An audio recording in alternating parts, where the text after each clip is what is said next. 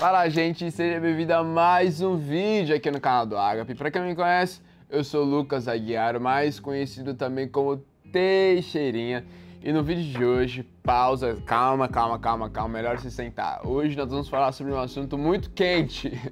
Hoje nós vamos falar sobre pornografia. Quais são os males que a pornografia traz para o ser humano? E como vencer a pornografia, o vício da pornografia.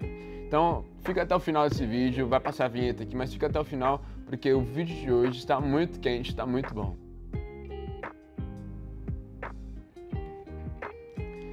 Gente, então vamos lá, sem mais delongas, sem mais enrolação, direto ao foco, direto ao objetivo.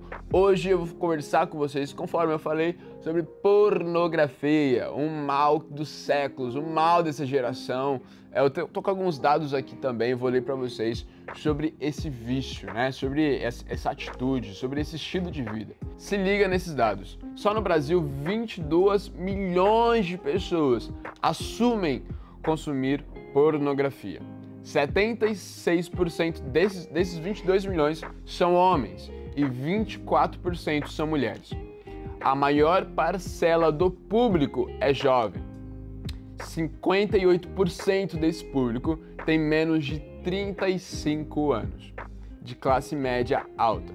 49% pertencem à classe B e está em um relacionamento sério, ou seja, pessoas também que estão em relacionamentos com outras pessoas também consomem pornografia. 69% dessas pessoas, nossa, 69% dessas pessoas estão casadas ou estão namorando. 69% desses 22 milhões de pessoas são casadas ou estão namorando, ou seja, estão participando, estão ali junto com alguma pessoa, né? Junto com o cônjuge ou junto com o namorado. Vamos lá, vamos tratar sobre esse assunto, um assunto que talvez vai ser boicotado aqui pelo YouTube, mas eu preciso instruir vocês. Eu já sofri com isso, eu já passei eu vivi dependente disso durante muito tempo, não só sobre pornografia, mas com masturbação também. Na minha adolescência, né, parte da minha adolescência, chutar aí acho que uns 4 anos, vivi nisso. Foi algo muito difícil de sair, porque você se torna realmente muito dependente disso. É algo que, cara, as pessoas não veem que você comete isso. Acho que isso é uma das brechas muito grandes que a gente dá. Porque pelo fato das pessoas não saberem que a gente consome pornografia, ou que a gente consome, ou que a gente se masturba muito, isso se torna algo fácil pra gente praticar, um pecado fácil de ser praticado, né? Então, só que eu preciso trazer luz aqui pra vocês, a luz não do meu entendimento, não a luz daquilo que eu sei, mas a luz da Bíblia, o que a Bíblia fala sobre, não só sobre pornografia, porque a Bíblia não fala específico sobre isso, mas sobre as obras da carne, sobre os desejos da carne, sobre aquilo que afasta a gente do propósito de Deus. Eu quero ler com vocês Colossenses capítulo 3, vou ler alguns versículos com vocês, para vocês entenderem isso realmente e não ficar apenas naquilo que eu acho, beleza? Vamos lá. Versículo 2 de Colossenses 3 diz o seguinte: mantenham o pensamento nas coisas do alto, e não nas coisas terrenas. Apóstolo Paulo, quem escreveu essa carta aos Colossenses, a carta à igreja de Colossos, e ele está dizendo para os novos convertidos: agora que vocês se converteram, agora que vocês aceitaram Jesus Cristo como Senhor e Salvador, agora que vocês estão andando nos caminhos direitos, nos caminhos de Deus, não vivam com os olhos aqui neste mundo, não vivam com os olhos nos prazeres mundanos. Volte os seus olhos, volte a sua expectativa, volte todas as suas forças nas coisas que são do alto, ou seja, nas coisas que são de Deus. Versículo 5. Assim, façam morrer tudo, não são algumas coisas, tudo o que pertence à natureza terrena de vocês. Ou seja, natureza terrena, depois vocês leem, eu não vou ler aqui para não ficar tão longo, mas depois vocês leem Gálatas 5, lá vai falar sobre as obras da carne, sobre os desejos da carne. E é justamente essas são as obras terrenas, né? As obras da carne, os desejos pela imoralidade, por uma série de coisas. Versículo 6.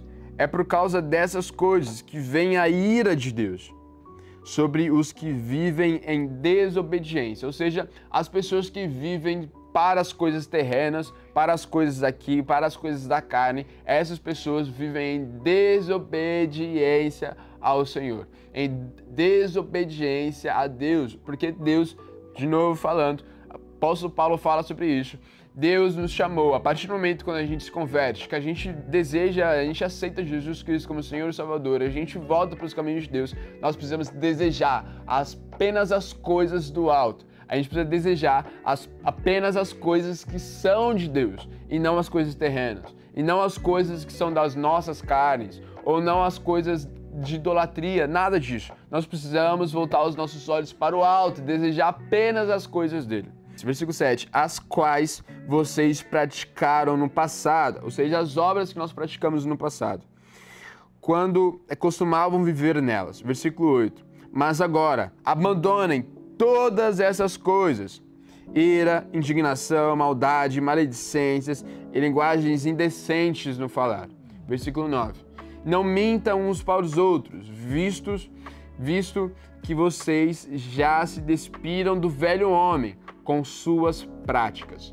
Cara, de novo aqui, apóstolo Paulo está reforçando, vocês vivem agora para o reino, vocês agora vivem para Deus, vocês vivem apenas para Ele. Ou seja, vocês se despiram do velho homem, vocês se despiram a partir do momento que vocês aceitaram Jesus Cristo, vocês falaram, cara, eu vou largar essas vestes manchadas de todo pecado e vou vestir uma veste nova, que é a veste da pureza, que é a veste da santidade, para viver ao lado de Jesus Cristo, para viver ao lado de Deus, para viver uma vida no qual Deus se agrada. Versículo 10, e se revestiram do novo, o qual está sendo renovado em conhecimento à imagem do seu Criador. Ou seja, aqui o apóstolo Paulo está nos revelando sobre a nossa nova vida. Nós, a partir do momento quando nós aceitamos a Jesus Cristo, a partir do momento quando a gente toma a decisão de viver segundo a vontade de Deus, nós não podemos vestir novamente as vestes do pecado. Nós não podemos vestir novamente as vestes da impureza, as vestes da imoralidade, no mal falar, da idolatria. Nós não podemos vestir de novo essas vestes. A partir do momento que nós nos batizamos, que nós aceitamos Jesus, Deus nos veste com novas vestes, com vestes brancas, alvas como a neve, como a Bíblia fala. Então nós precisamos manter essa roupa branca, longe de todo o pecado, lutando contra todo o pecado, desejando apenas as coisas que são do alto, desejando apenas as coisas que são de Deus e não as coisas terrenas, e não as obras da carne, como diz lá em Gálatas 5. Vocês precisam ler esse texto depois, esse capítulo de Gálatas 5, beleza? Então, entendam isso. Vocês nasceram para ter vestes brancas, para viver longe do pecado, viver longe desse estilo de vida do pecado. Agora vamos lá, chega de tapa na cara, vamos agora para alguns pontos. O que a pornografia causa, né? A pornografia tem uma série de consequências, mas eu trouxe aqui 3 consequências que ela causa na sua vida, né? Não só na vida dos homens, claro que, como diz aqui a pesquisa, 76% dessas 22 milhões de pessoas, com certeza esse número já deve ter sido elevado, né? Mas 76% dessas pessoas são homens. Porque nós homens, nós temos uma necessidade um pouco maior pelo sexo, sobre essas coisas, né? Então, 3 coisas que a pornografia causa nas nossas vidas. A primeira coisa que a pornografia causa nas nossas vidas são pensamentos impuros, são cenas. Tudo aquilo que a gente vê fica armazenado aqui nesse HD que a gente tem aqui na nossa cabeça, na nossa mente, na nossa cuca, que é o nosso cérebro. Então, ele armazena todas essas cenas. Tudo isso que você vê, tudo que você... o cheiro das coisas que você sente, o toque, a textura das coisas, tudo isso, não é à toa que quando você toca em alguma coisa que você já tocou antes, lá na sua infância, você lembra daquilo que você viveu, justamente porque aquilo ficou armazenado dentro de você. Quando você sente um cheiro que você sentia quando era criança, você lembra de alguma cena, de algum momento que você viveu, justamente porque esse cheiro ficou armazenado dentro da sua mente. Então, também não é diferente com aquilo que a gente vê. Tudo aquilo que nós vemos fica registrado no nosso HD, na nossa mente, na nossa cabeça. nosso cérebro. Então preste muita atenção. Cara, uma vez eu vi uma pessoa falando sobre isso, que nosso cérebro, por causa da pornografia, ele demora uns 5 anos pra tirar esses pensamentos, né? Então, pare. Se você tá consumindo, pare agora, pelo amor de Jeová. Senão, você vai ficar... Qualquer coisa que te lembre certa coisa, você vai lembrar dessas cenas, e isso vai fazer você voltar na roda de rato, sabe? Segunda coisa, todo vício gera destruição. Todo vício... É importante a gente saber que tudo que a gente colhe, a gente planta. E não é à toa com os vícios também. Se a gente planta vício, a gente vai colher alguma coisa. Às vezes, não é tão imediato as consequências, mas você vai colher, isso é fato. É só você observar lares, pessoas que foram famílias que foram destruídas por causa de vícios no álcool, por causa de vícios de drogas, de uma série de coisas. E todo vício gera destruição. Não importa, às vezes você fala, pô, só hoje e amanhã eu vou largar. Não é assim que funciona. Nós sabemos, você não precisa viver nesse mundo de ilusão, no mundo de super-heróis, porque não é assim que funciona. Terceira coisa, a pornografia e a masturbação são uma fonte de prazeres imediatos. Ou seja, por nós sermos seres de muitos hormônios, com muitas coisas químicas que existem dentro da gente, a partir do momento quando a gente se masturba sozinho, que é algo muito fácil, que é algo muito rápido de se fazer, você produz dopamina. Isso faz com que você sinta prazeres imediatos. Nós sabemos que prazeres imediatos são o que gera vícios, né? Nós somos viciados nisso, por causa dessa liberação de hormônios, como eu falei. Então foge disso. Prazeres imediatos vai prejudicar o seu casamento, vai prejudicar o seu namoro, vai prejudicar muita coisa da sua vida. Uma coisa muito importante que eu preciso frisar aqui para vocês é que a vontade de Deus não é privar vocês de viverem prazeres, mas viver os prazeres da maneira certa, da maneira onde não te prejudica. Não prejudique, não coloque em risco a sua família, não coloque em risco aquilo que você construiu. Então você precisa entender isso. A vontade de Deus, repito, a vontade de Deus não é te privar de viver prazeres, mas é fazer com que você viva prazeres da maneira certa. Foi Deus quem criou os prazeres, foi Deus que colocou esses hormônios, que fez a gente sentir esse desejo pela adrenalina. Foi Deus que fez isso, não é a explosão do Big Bang que fez isso com a gente. Se Deus criou os prazeres, como Ele não ia querer que a gente viva os prazeres que Ele colocou dentro da gente? Ele quer que a gente viva, mas da maneira certa. Agora vamos lá, já falei tudo isso, mas como vencer esse tal vício? Isso aqui é algo que eu usei para vencer, é algo que funcionou para mim. É claro que talvez você precise fazer algo a mais, mas eu coloquei aqui 4 pontos para vocês vencerem esses desejos, né, de pornografia, de masturbação, de todas essas coisas. Primeira coisa, identifique o que te leva para isso. Nossa mente, ela, como eu disse, tudo que a gente faz, tudo que a gente vê, tudo que a gente escuta, tudo que a gente sente o cheiro, todas essas coisas ficam armazenadas na nossa mente. E essas coisas são despertadas através de gatilhos, ou seja, um cheiro que a gente sentiu, uma imagem que a gente viu, todas essas coisas. Então, essas imagens, por exemplo, que a gente vê, vai despertar gatilhos e vai fazer a gente lembrar de cenas passadas. Ou seja, identifica o que te leva para esse vício e elimine isso, se abstenha disso. Identifique os gatilhos que você tem. Se é com alguma pessoa, tira ela do seu Instagram, não sei, faça alguma coisa. Você não pode ficar omisso, você precisa tomar uma posição. Se é isso realmente que você quer, então tome uma atitude. Identifique o que te leva para isso e elimine da sua vida. Segunda coisa, confesse. Tem um versículo muito interessante em Tiago 5, capítulo 5, versículo 6, que diz o seguinte: portanto, confessem os seus pecados, não apenas pornografia, mas todos os pecados, uns aos outros, e orem uns pelos outros para serem curados. A oração de um justo é poderosa e eficaz.